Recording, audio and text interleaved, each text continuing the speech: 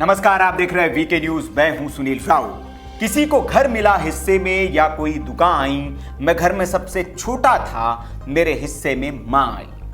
ऐसी ही शायरियां सुना सुना कर कभी फेमस रहे शायर मुनव्वर राना। जी हां, रहे इसलिए क्योंकि अब भारत की ज्यादातर आवाम इनको पसंद नहीं करती है, क्योंकि अब इन्होंने शायर का चोला उतारकर अपना असली रूप धर लिया है और इनके अंदर का कट्टर मुसलमान बाहर आ चुका है। इसीलिए सेक्युलरिज्म में यकीन रखने वाले भारत के लोगों ने इस कट्टरपंथी को शायर मानने से इनकार कर दिया है। सीए विरोध के दौरान हो या उससे पहले अवार्ड वापसी के दौरान जो नौटंकी इन्होंने की, उसके बाद इनका असली चेहरा सामने आते गया।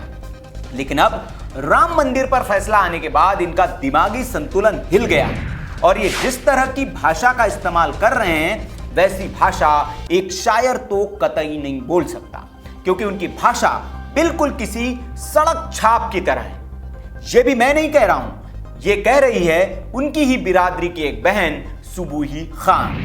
इज्जत नवाजी में करना चाहूंगी कि कुछ प्रताप महाराणा होते हैं, कुछ सड़क छाप मुनव्वर राणा होते हैं, क्योंकि उन्होंने अपने सड़क छाप होने का बिल्कुल पूरा प्रूफ दे दिया है। और मुझे कोई शर्म नहीं है ये कहने में कि मैं एक 70 साल के आदमी के लिए बात बोल रही हूं, क्योंकि सम्मान उम्र का नहीं होता, सम्मान कर्म का होता है। अगर आप 70 साल के होकर इतनी बेहुदा, इतनी वाहियात बात कर सकते हैं मेरे देश की महिलाओं के खिलाफ, मेरे देश के सीजेआई के खिलाफ, मेरे देश की सर्वोच्च न्यायालय के खिलाफ, मेरे देश के लोकतंत्र के खिलाफ, तो मैं आपकी इज्जत करने के लिए कोई बाध्य नहीं हूं। मेरी मजबूरी नहीं है आपको सम्मान देना। तो सुना आपने। अब आप सोच रहे होंगे कि जो सुबूही पहले इस शायर को पसंद करती थी, वो और उनके जैसे करोड़ों लोग इनके खिलाफ क्यों हो गए।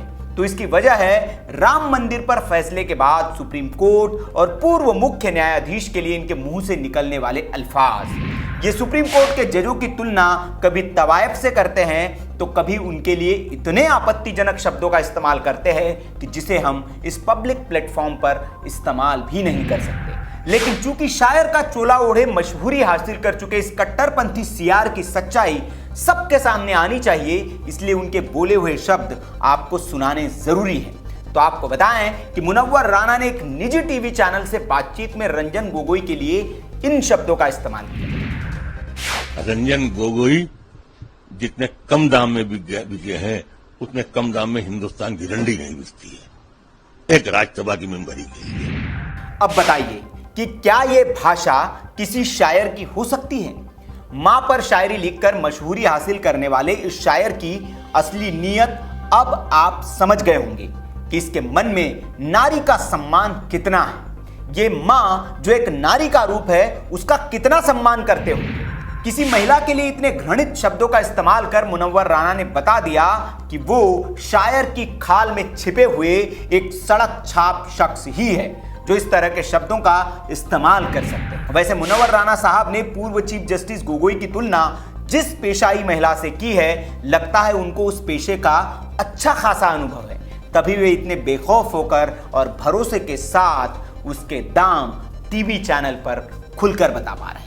तो मुनव्वर राना के इस बयान पर आपकी क्या राय है, कमेंट बॉक्स में आप हमें जरूर बताएं। वीडियो अच्छा लगा तो लाइक करें, शेयर जरूर करें, ताकि इस शायर की सच्चाई जो है वो सारी दुनिया को पता चल सके। और ऐसी खबरों के लिए आप देखते रहिए वीके न्यूज। नमस्कार।